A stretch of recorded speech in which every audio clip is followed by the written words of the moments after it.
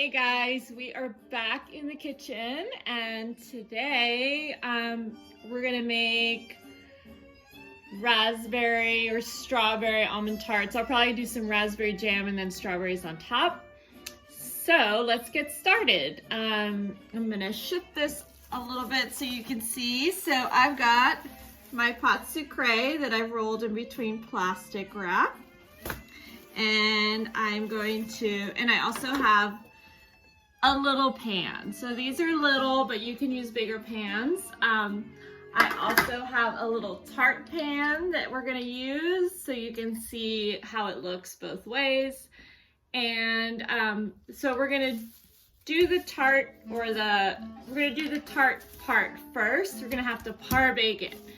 That means that we're gonna put it in the pan, freeze it. That's the trick, guys. Freeze it, and then you don't need to deal with all these little pie weights and all that stuff. You wanna freeze it frozen solid. It shouldn't take very long. And then you're gonna put it in a 350-degree oven just until it sets. Like, you don't want it to have any color. So probably like 5 to 7 minutes. So I'm gonna start with that. And got my little pan. I've got some French music going. All right. So super easy way is I inverted it, took the plastic off, inverted it. And it's nice and clean and easy way to get, do you see that? See how nice that is? So you don't have to have an edge on it. I'm gonna use an edge, I think. And then with the excess dough, I'm gonna make my little tart shell so you can see that. So you guys can use you can use tart shells, little ones, a big one. You could use like an 8 or 10-inch tart shell. But here we're gonna do individual. So see that? I'm gonna trim it up a little more once it gets out of the freezer, but I'm gonna go ahead and freeze this right now.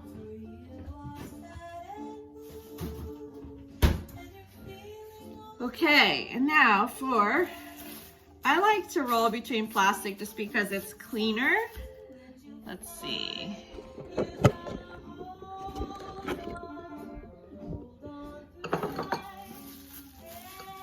Can you see? Let's see. There you go. All right. So I've got my circle of excess dough. I have my tart shell.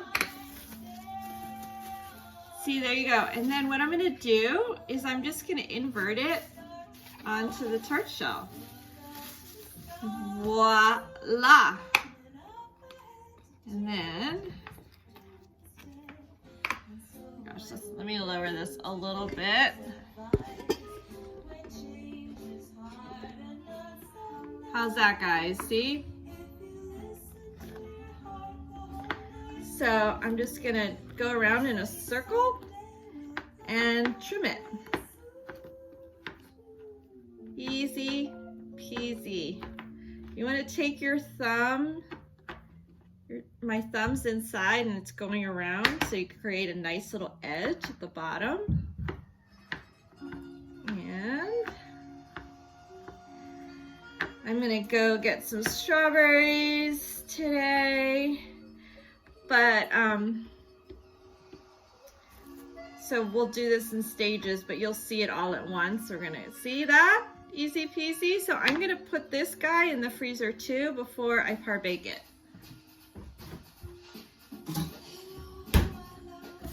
Okay, next up is frangipane.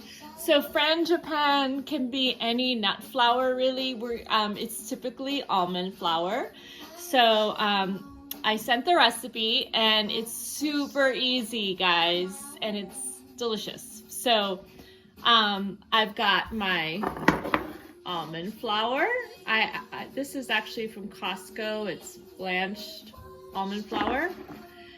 I have my eggs that I originally soaked. I put them in this bowl with warm water so that they would warm up quickly. And I have my butter and sugar, soft butter and sugar already in the mixer. And what I'm going to do is cream it. So that's like you would do with cookies when you're making cookies or cake. It's called creaming, and you want to use a paddle. So I'm going to cream this.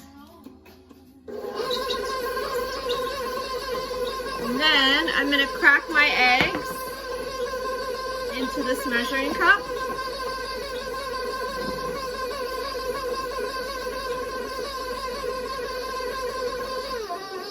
Alright guys, another trick, cracking your eggs on a flat surface will avoid getting any shell into your eggs.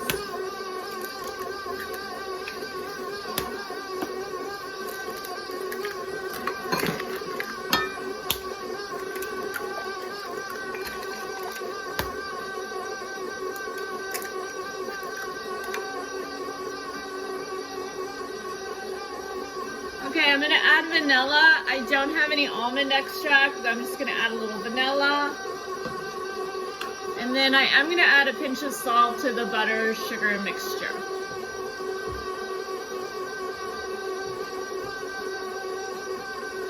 And again guys, kosher salt is your baking friend.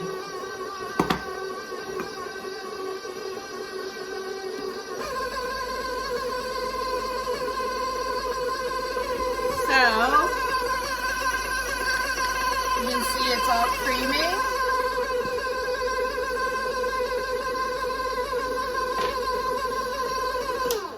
So I'm going to slowly add one at a time my eggs.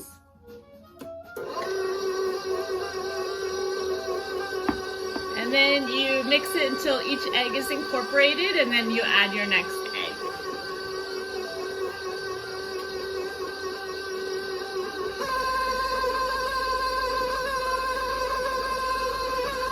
And the reason it's really important to have your, let me turn this down a little.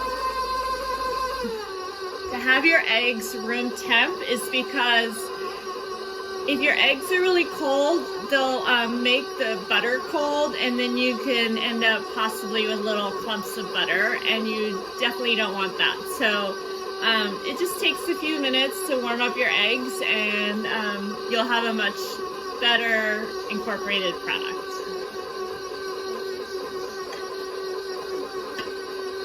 Put in the last egg.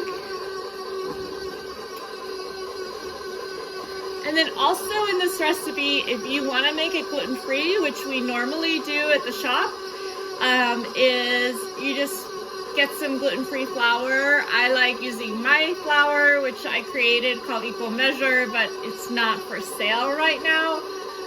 So my second choice is Cup for Cup, and that's a solid gluten-free flour. And guys, I've tried a lot of gluten-free flours, and that is the only one other than mine that I'll use because it comes up.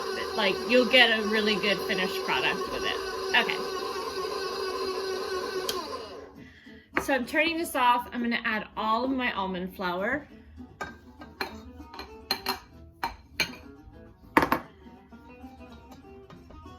And I'm gonna use regular flour for the 1/4 cup that it calls for. Yeah. Since my pâte sucrée happens to be regular, not gluten-free.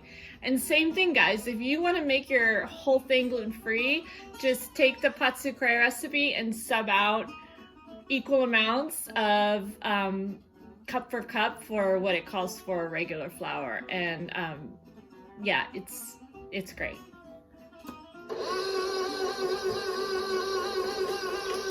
So,